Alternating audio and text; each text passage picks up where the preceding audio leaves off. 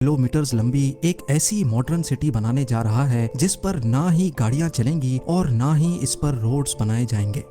बिल्कुल सीधी लाइन में बनाया जाने वाला ये दुनिया का सबसे पहला और सबसे बड़ा शहर होने वाला है, जिसको 2030 से पहले पहले कंप्लीट करना सऊदी किंग और क्राउन प्रिंस का ख्वाब है।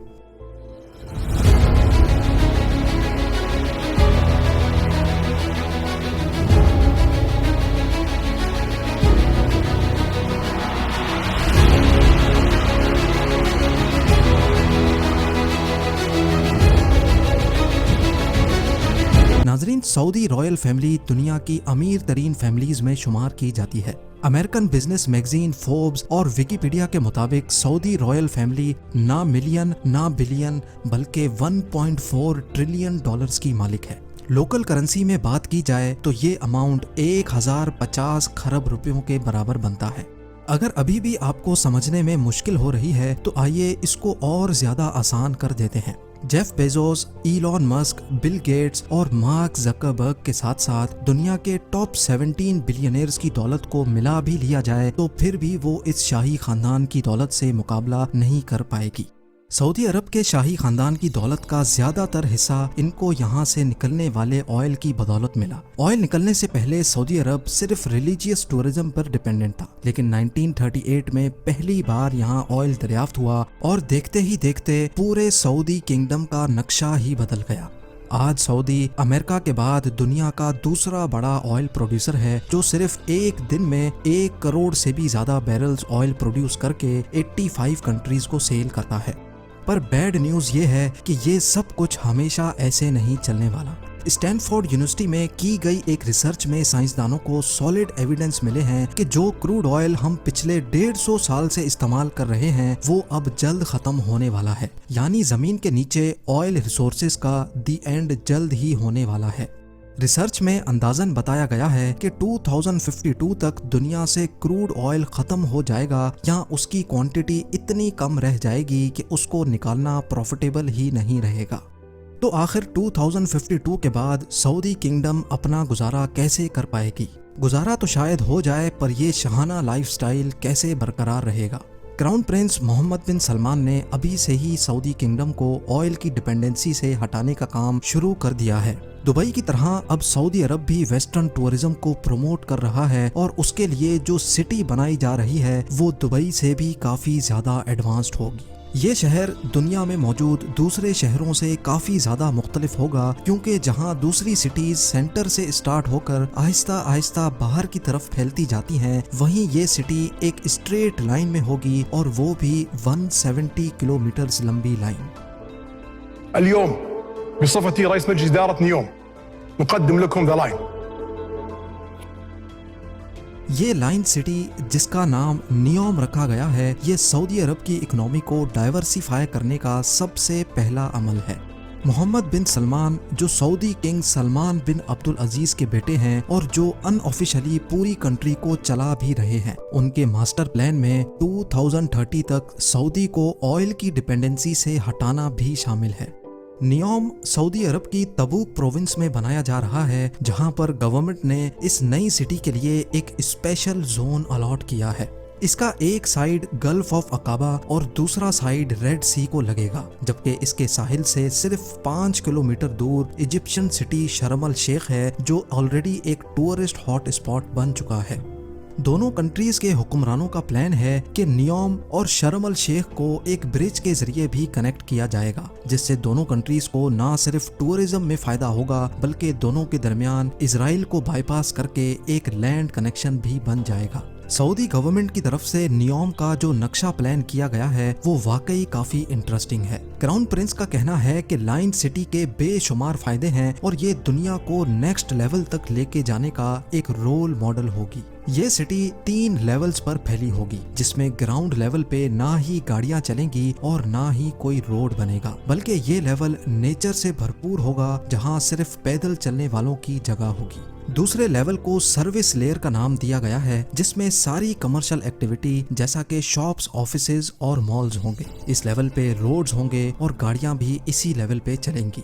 नियोम का तीसरा लेवल इस सिटी की बैकबोन साबित होगा, क्योंकि यहाँ ultra high speed transport system बनाया जाएगा जो लोगों को 170 किलोमीटर पर फैले शहर के एक कोने से दूसरे कोने तक सिर्फ और सिर्फ 20 मिनटों में पहुंचाने की काबिलियत रखेगा।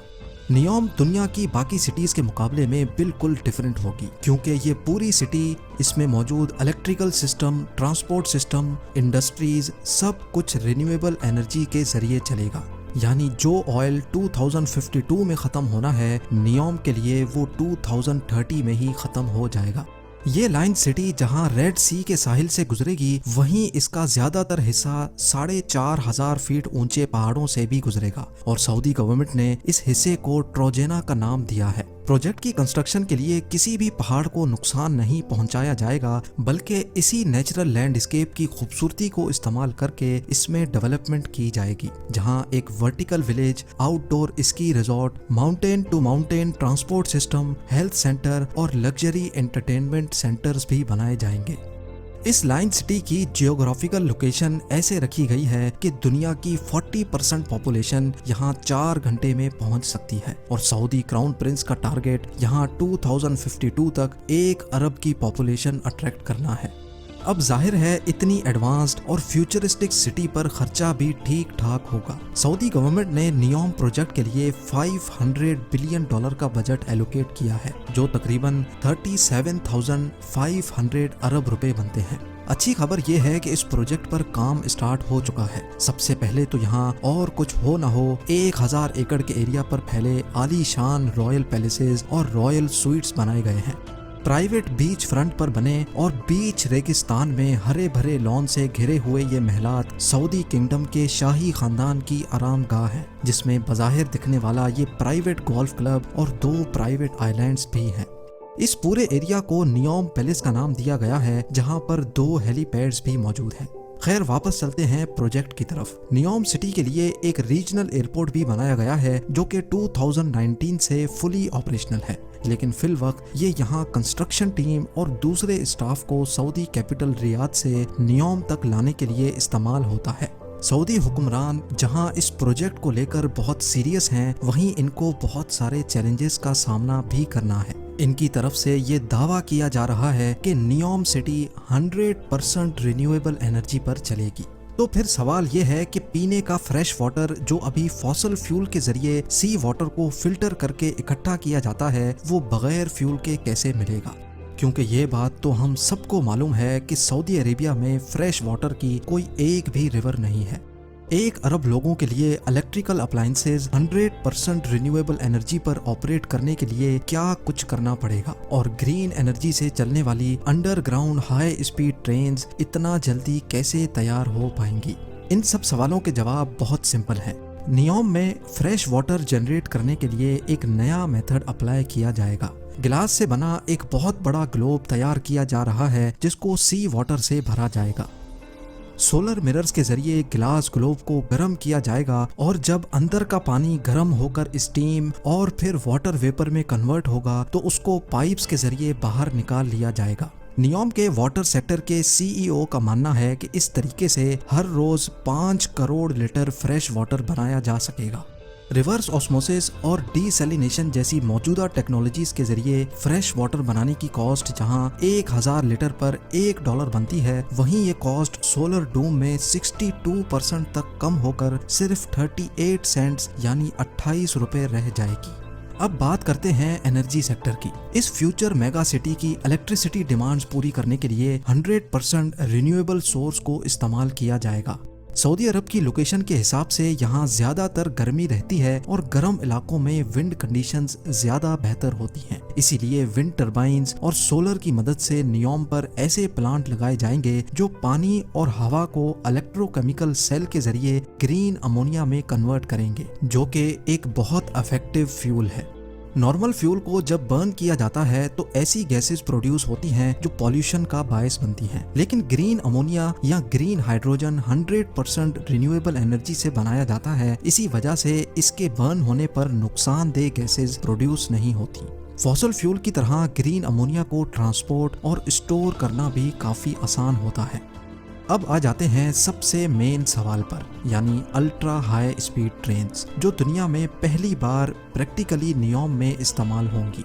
ये high speed trains 482 kilometre per hour से ट्रेवल करके सिर्फ 20 मिनटों के अंदर अंदर लाइन सिटी के एक कोने से दूसरे कोने तक पहुंचा सकेंगी। ये ट्रेन जिस टनल में चलेगी वहां हैवी मैग्नेट्स लगे होंगे जो ग्रीन इलेक्ट्रिसिटी की मदद से ट्रेन को पुश या स्टॉप कर सकेंगे। साथ ही साथ ट्रेन स्टार्ट में तो व्हील पर चलेगी, लेकिन स्पीड अप होने के बाद इसके व्हील्स जमीन से 4 इंच ऊपर उठ जाएंगे और मैग्नेटिक फोर्स पर तैरती हुई ट्रेन सेम इलेक्ट्रिसिटी कंजम्पशन में ज्यादा फास्ट चल सकेगी। इस सिटी का डिजाइन बिल्कुल स्ट्रेट लाइन भी इसी वजह से रखा गया है ताकि अल्ट्रा हाई स्पीड ट्रेन को सफर के दौरान टर्न्स की वजह से स्लो ना होना पड़े। कई एक्सपर्ट्स का मानना है कि इस लेवल की फ्यूचर सिटी और इसमें यूज होने वाली टेक्नोलॉजीज को 2030 तक बनाना पॉसिबल नहीं है, लेकिन नियोम प्रोजेक्ट का विजन और इस पर की जाने वाली मेहनत से एक बात तो क्लियर है कि सऊदी किंगडम अपने फ्यूचर को लेकर काफी सीरियस है